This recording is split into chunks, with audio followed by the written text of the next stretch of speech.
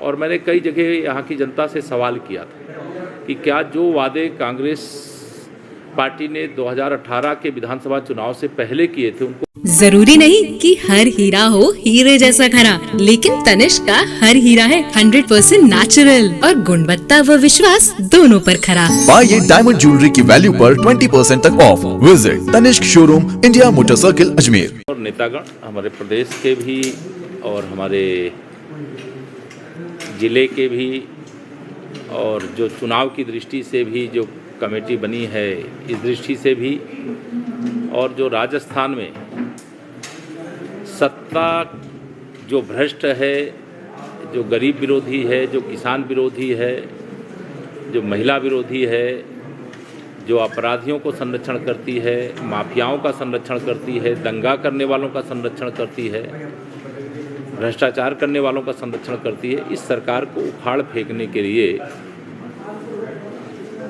परिवर्तन यात्रा जो राजस्थान प्रदेश में 4 अलग अलग क्षेत्रों से चल रही हैं। कल मैं एक यात्रा में जयपुर से अलवर तक गया था और जिस प्रकार का समर्थन और सैलाब भारतीय जनता पार्टी की परिवर्तन यात्रा के समर्थन के लिए, स्वागत के लिए, कमल खिलाने के लिए, मोदी जी के हाथों को और मजबूत बनाने के लिए उमड़ रहा है, उससे मैं पूरे विश्वास से कह सकता हूं कि 2023 के विधानसभा चुनाव में 2013 का जो विधानसभा का चुनाव का रिकॉर्ड है उसे राजस्थान की महान जनता तोड़ करके भारतीय जनता पार्टी की फिर से सरकार बनाएगी। साथ ही मुझे उत्तर प्रदेश से हूँ, इसलिए एक बात ज़रूर मैं राजस्थान के मतदाताओं को, भारतीय जनता पार्टी के कार्यकर्ताओं को इस बात का धन्यवाद दूंगा कि 2014 में माननीय नरेंद्र मोदी जी को देश का प्रधानमंत्री बनाना था। महाराष्ट्र में 25 सांसद चुने जाते हैं, उत्तर प्रदेश में 80 चुने जाते हैं। हम लोग 80 में से केवल 73 जिता पाए, लेकिन राजस्थान ने 25 में से 25 जिताने का काम किया है। इसलिए राजस्थान में जो भारतीय जनता पार्टी के प्रति लोगों का झुकाव है, समर्थन है, वह बहुत बड़ा समर्थन है। क्योंकि 2018 के चुनाव में कांग्रेस पार्टी ने श्री अशोक गहलोत जी की अगुवाई में झूठे वादे किए और मैंने कई जगह यहाँ की जनता से सवाल किया था कि क्या जो वादे कांग्रेस पार्टी ने 2018 के विधानसभा चुनाव से पहले किए थे उनको पूरा किया क्या। लोगों का एक तरफ से हाथ उठता है कि केवल धोखा हुआ, विश्वासघात हुआ, इसलिए कांग्रेस को हम हटाएंगे और भाजपा को पूरी ताकत के साथ लाएंगे। मेरा तो यह मानना है कि राजस्थान में जनता का मूड और भारतीय जनता पार्टी के संगठनात्मक अभियान दोनों के आधार पर जैसे लोकसभा का रिजल्ट है वैसा ही विधानसभा का भी परिवर्तित होता हुआ दिखाई दे रहा है। मैं यह भी आज कहूँगा कि कोई चुनावी वादे चुनाव से कुछ दिन पहले करने से उसका कोई परिणाम नहीं होता है। आप सब इसके गवाह हो। हम लोग उत्तर प्रदेश से आते हैं, हमारे उत्तर प्रदेश में 96 से 97 रुपए के एवरेज में लीटर में पेट्रोल बिकता है, लेकिन आपके यहाँ मैं अभी पता कर रहा था तो यहाँ 108 रुपये लीटर। ये 11 रुपये लीटर का जो बोझ है जनता के ऊपर, इसका तो कांग्रेस को हिसाब देना पड़ेगा। और कांग्रेस और भ्रष्टाचार ये एक दूसरे के पर्याय हैं। कांग्रेस हो और भ्रष्टाचार ना हो, ये हो नहीं सकता। भारतीय जनता पार्टी भ्रष्टाचार मुक्त भारत के लिए, भ्रष्टाचार मुक्त राजस्थान के लिए, गरीब कल्याण के लिए, किसान के उत्थान के लिए, महिलाओं के सशक्तिकरण के लिए मजबूती से जो काम जहां हमारी सरकारें हैं वहां हमने किया है और वहां का परिणाम वहां की जनता देख रही है।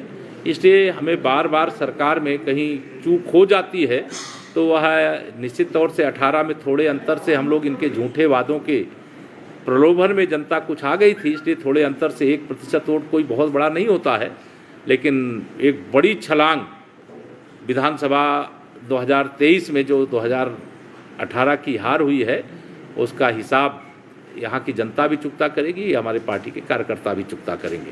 सर, आप यूपी से आते हैं, अयोध्या का मंदिर आपने बना दिया, अयोध्या के बाद में अब ज्ञानवापी और मथुरा काशी के लिए क्या? देखिए, ये माननीय प्रधानमंत्री नरेंद्र मोदी जी के नेतृत्व में जब देश की बागडोर राजस्थान सहित देश की जनता ने सौंपा तो 500 साल की लड़ाई थी, जिसमें 3 लाख से अधिक राम भक्त हिंदुओं का राम जन्मभूमि पर मंदिर निर्माण के लिए बलिदान हुआ था।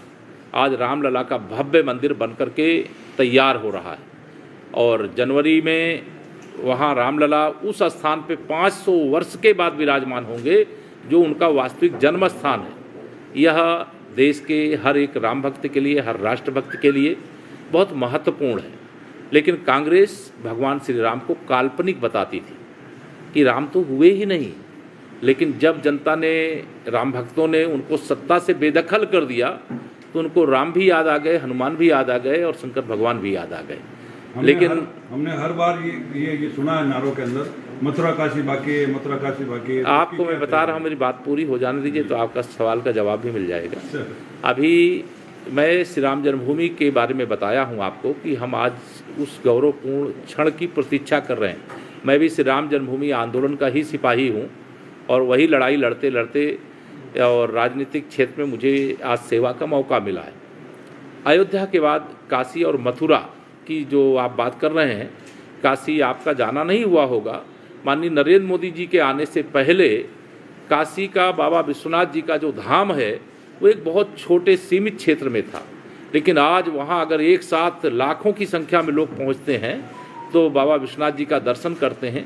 एक परिसर जो जिसे आप ज्ञानव्यापी कहते हैं, ज्ञानव्यापी के स्थान को लेकर के जिला की वहाँ की अदालत में, उच्च न्यायालय में, सर्वोच्च न्यायालय में मुकदमा विचाराधीन है।